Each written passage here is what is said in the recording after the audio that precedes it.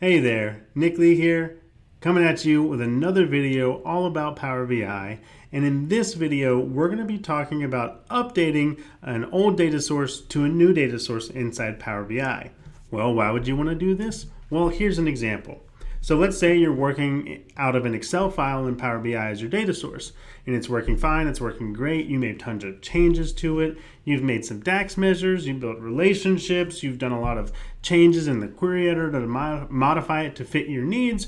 Well, that is awesome. But now your company may have instituted an actual database that contains all of this data already. It's already set up for you to use, and maybe it contains a lot more. There's a few benefits to this.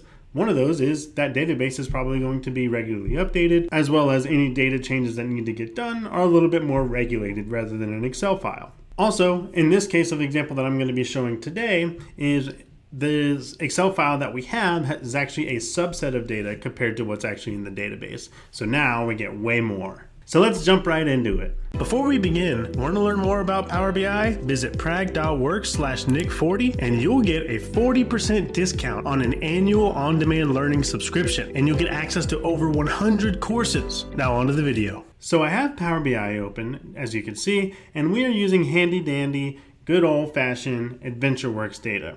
Now this data is a lot of fun to use. I use it all the time.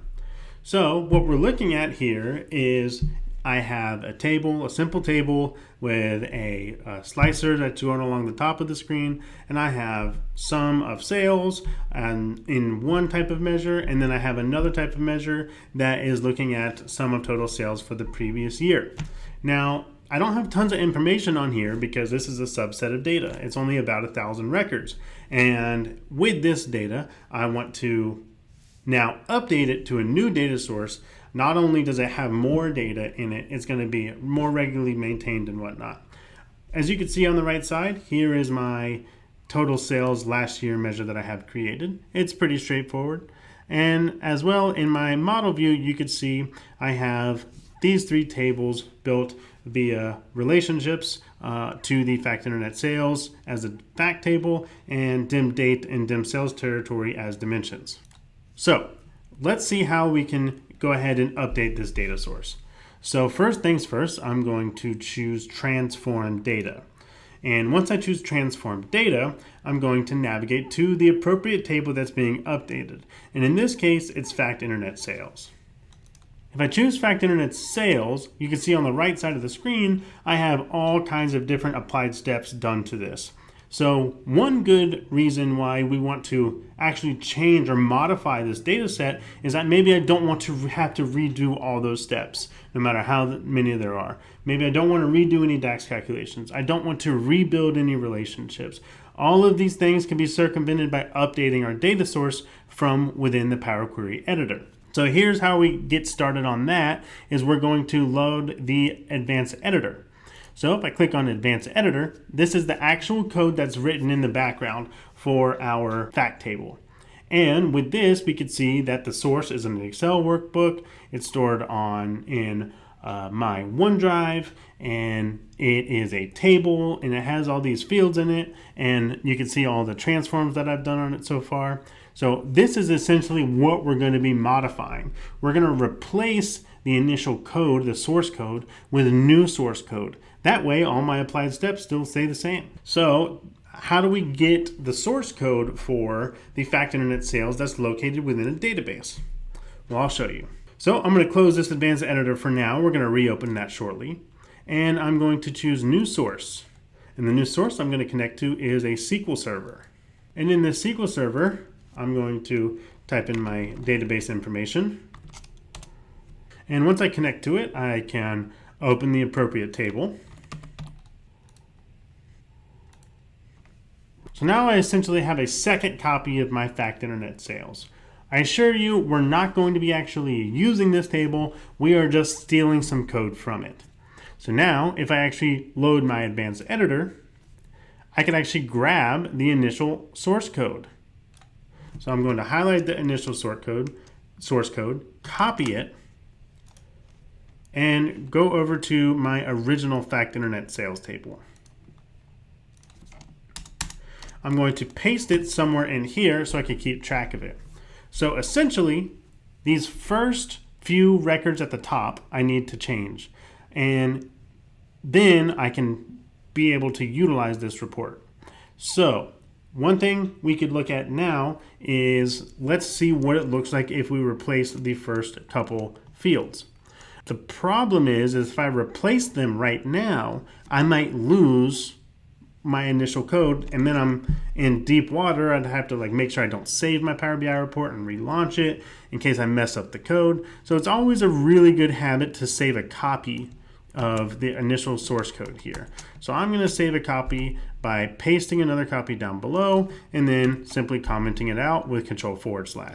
Now, if I mess up somewhere, I always have my backup code available to just reutilize my data source as it was initially intended. Let's go ahead and I'm going to grab the new source code I got from my database, and I'm going to replace the first couple of lines here in the advanced editor in the M code. Just clean the formatting up a little bit. So I replaced those first two lines, and notice when I highlighted and replaced the first two lines, I made sure I left this comma here because that is an important piece. So now I have this, it all looks good. I'm going to comment out my other code below. And I know that the M language works here using a variable type of code. And what's happening is each one of these lines is referencing the previous variable. When it does that, then that's how each variable is able to iterate over and over, and that's how we get these applied steps. So in this case, we could see the change type step was from the original code. And in the original code, there was this table2 underscore table was the step that was before this. And the step before it now is this DBO underscore fact internet sales. So essentially, I need to change this variable to look at the previous step. So I'm going to copy DBO underscore fact internet sales and paste it over where table2 underscore table is. And now I've updated that variable. As you can see, there's been no syntax errors detected, and I'm going to hit done. And look at that, no errors. Looks like it's working fantastically. If I scroll over all the way to the side, I still have all my stuff. Everything's still here. You'll notice on the applied step section, everything is still there. So it looks like we've done it. We've accomplished our goal. Our data source has been updated, and this is great. So I'm going to go ahead and delete this fact internet sales 2 table, the one that I imported simply to get the code for the data source connection. So I'm going to right click, delete that. Don't need this anymore. And now I can hit close and apply. Now the data is actually going to load to the data model, and not only is it still going to work exactly as before, it actually contained a lot more data than it used to. As you can see, I have a lot more records here. I have a lot more sale volumes going on. My measure is going to dynamically work because we still have the structure of that original table. It's still there and it still works as we intended. And notice also that all of the records in this table, none of them are showing weird kind of duplicates or weird types of values or anything like that. That's because since we updated our original table, instead of making a new one, we didn't have to build new relationships either. So our DAX measure's working, our relationship's working, everything's working as intended. When we do a data refresh, we will have to change the schedule refresh credentials to, instead of logging into the Excel file, we have to log into the SQL server that it came from. But that's a very simple resolution for this.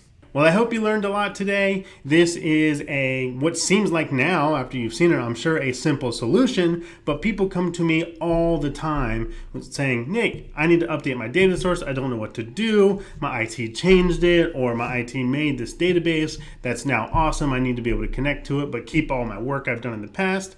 And this is the solution that I've come up with, and it works fantastically. And also remember, we still kept our original code commented out in the advanced editor. So if we do ever need to go back to that for whatever reason, we still have it saved. I hope you enjoyed this video, and make sure you come back to see me for some more.